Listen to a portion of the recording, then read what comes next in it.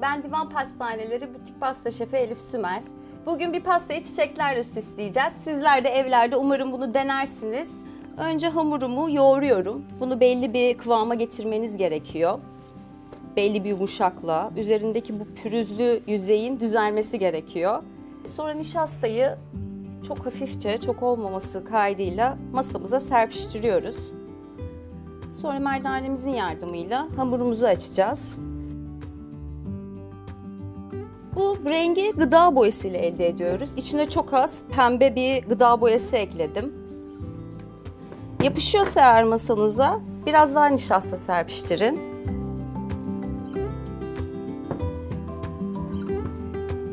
Bu rengimi açtıktan sonra içine daha koyu bir hamurdan göbeğini yapacağım için daha koyu bir hamuru da açıyorum yanına.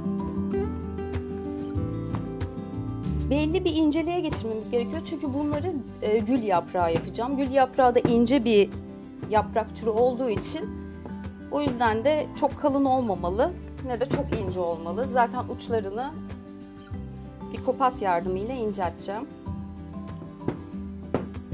Açma işlemim bitti. Gülümüzün yaprakları için belli boyutlarda yuvarlak kopatlarımızla kesiyorum. İyice bastırın kopatınızı.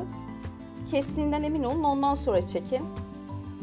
Şöyle bir şey oluyor sonuç. Burada önüme biriktireceğim ve bunlardan gül yaprakları elde ediyorum şu an. Şimdi bu ortası için belirlediğim ölçüydü. Bir boy büyüğüyle de açık renk açtığım hamurdan kesiyorum. Şu boyutta kopatımız.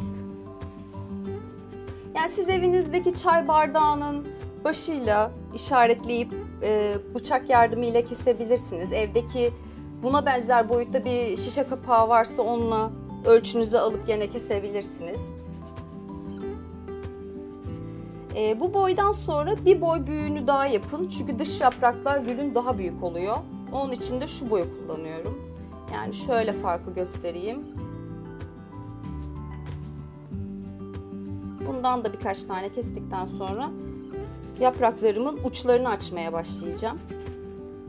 Çünkü gülün uç kısımları ince olduğu için o zarafeti ve inceliği vermem gerekiyor. Yoksa gerçekten çok kaba, kötü görünümlü güller elde ederiz. Yani ne kadar ince olursa ucu o kadar güzel olur. Çiçeklerimizi açtığımız sünger malzememiz var. Bu çiçeğin, bunun yüzeyi yumuşak olduğu için çiçeklerimizi genellikle burada açıyoruz. Çünkü hem ezilmiyorlar hem de bu yumuşak dokuda uçları daha güzel açılıyor. Daha ince oluyor. Öncelikle göbeğine yapacağım. Bu rengi açıyorum. Gül kurusu rengine. Uçlarını inceltiyoruz malzememizle, el aletimizle. Yani şöyle incecik bir uç elde ediyoruz. Gülün yaprağının uç kısımları.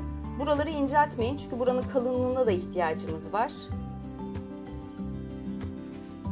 Aşağı doğru eğip dip kısmını ezerek yapacaksınız. Yani burayı çok ezerseniz bu gül yaprağı aşağı doğru şöyle eğilir. O zaman çok güzel bir gül elde etmeyiz. Yani çünkü çiçeklerin uçları ince olduğu için ve gerçekçi olmasını istiyorsanız uçlarını inceltmeniz gerekiyor. Uca doğru daha ince, aşağıya doğru gene o kalınlığı koruyoruz. Sadece uç kısmı biraz fazla ince olması gerekiyor. Bunları açmam bitti. Şimdi bunları birleştireceğim ve bir gül elde edeceğiz.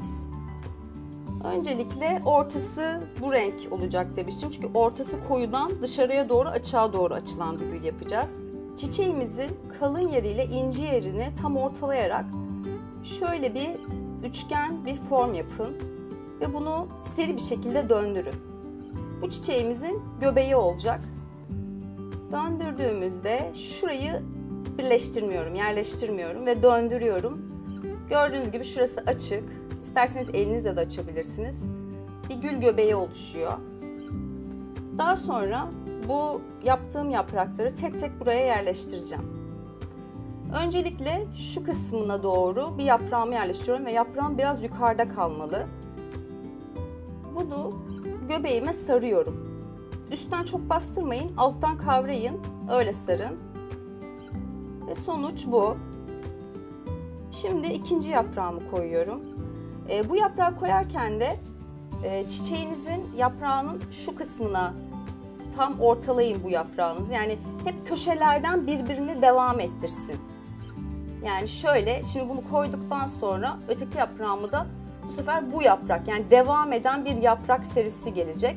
Ve böylelikle gülümüzün formunu oluşturacağız. Eğer onları gelişigüzel koyarsanız bir gül formu elde edemezsiniz.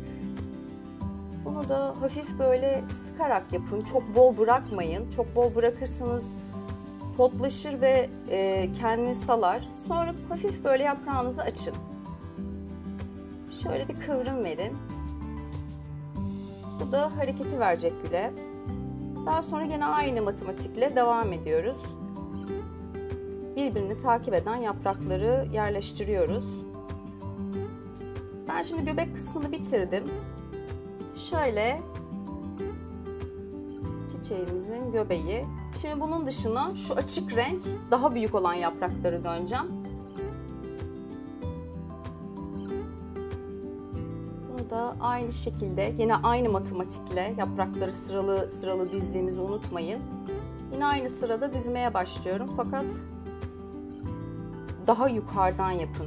Yani çiçeklerin şu yaprak kısmını daha yukarıdan yerleştirin. Aşağı doğru eğilmesin.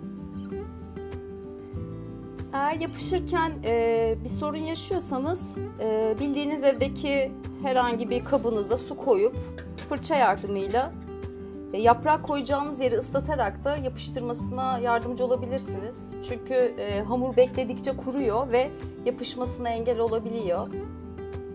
Koyacağım yüzeyi ıslattım ve yaprağımı yerleştiriyorum.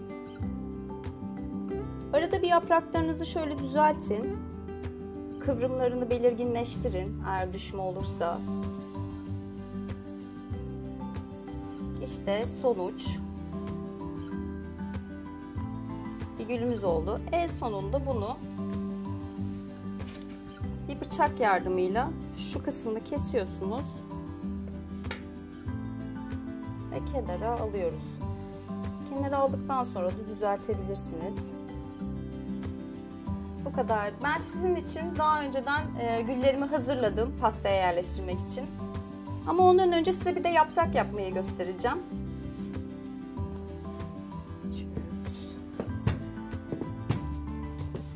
Hamurumuzun kalınlığını göstermek için size şöyle bir, yani elinizde tuttuğunuzda ne çok ince ne çok kalın.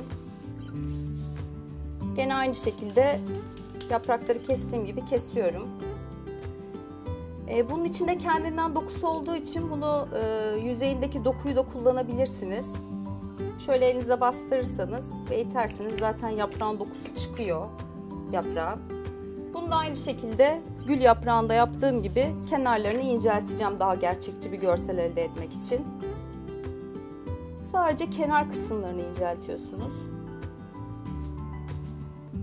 Yaprağımızı açtıktan sonra çiçek telimizi suya hafifçe sokuyoruz ve hiçbir yerden fışkırmayacak bir şekilde yaprağımıza yerleştiriyoruz. Yani ne arkadan ne önden gözükecek. Şöyle hafif ucundan kırabilirsiniz. Şöyle hafif döndürebilirsiniz doğal bir görüntü elde etmek için.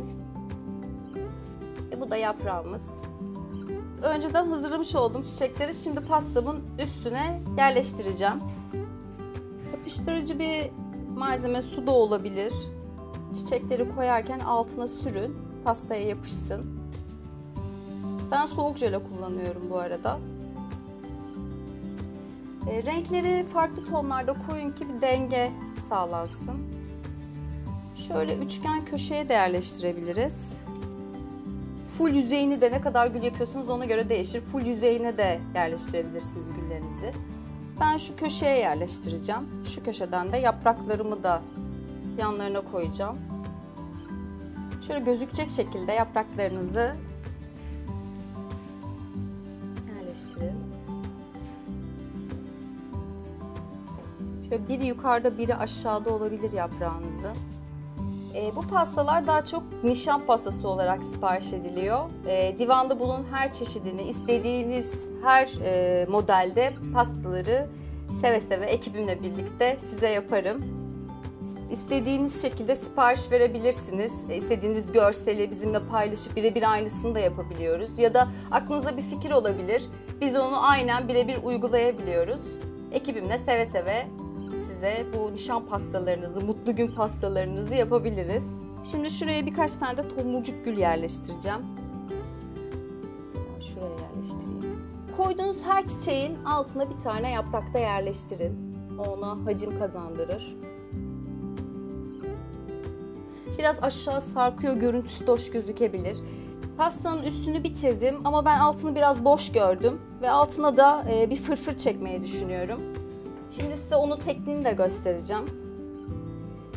Şimdi bu hamurdan uzunlamasına şeritler keseceğim. Elinizi hiç kaldırmadan bıçağınızı sertçe çekin. Çok düz, belli kalın, yani 2 parmak kalınlığında birkaç tane şerit çekeceğim. Keseceğim, sonra da yerleştireceğim.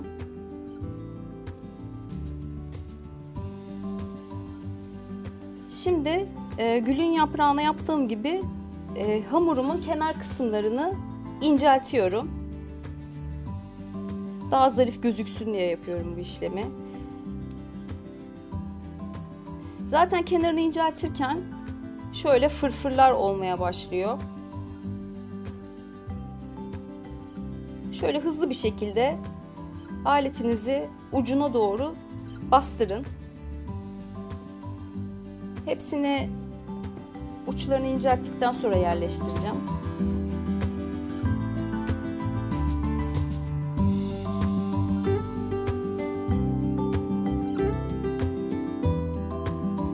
Şimdi bu hazırladığım fırfır şeritleri pastamın alt katına, duvarına döneceğim. Pasta duvarına.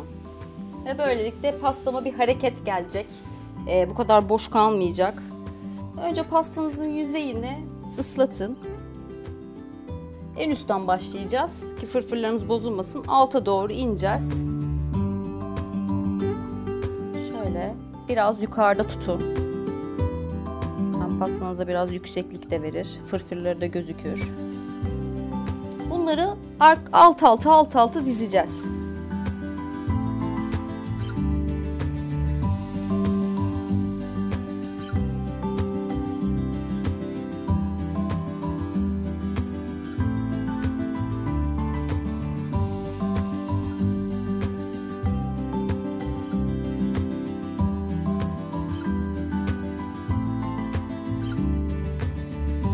Evet, sonuç bu. Gayet güzel bir nişan pastası yaptık hep birlikte. Sevdiğiniz renklerle, değişik çiçeklerle de yapabilirsiniz. Ben gülü tercih ettim. Ama siz farklı çiçek kopatları alıp farklı çiçekler de yapabilirsiniz. Nice mutlu günlerde afiyet olsun.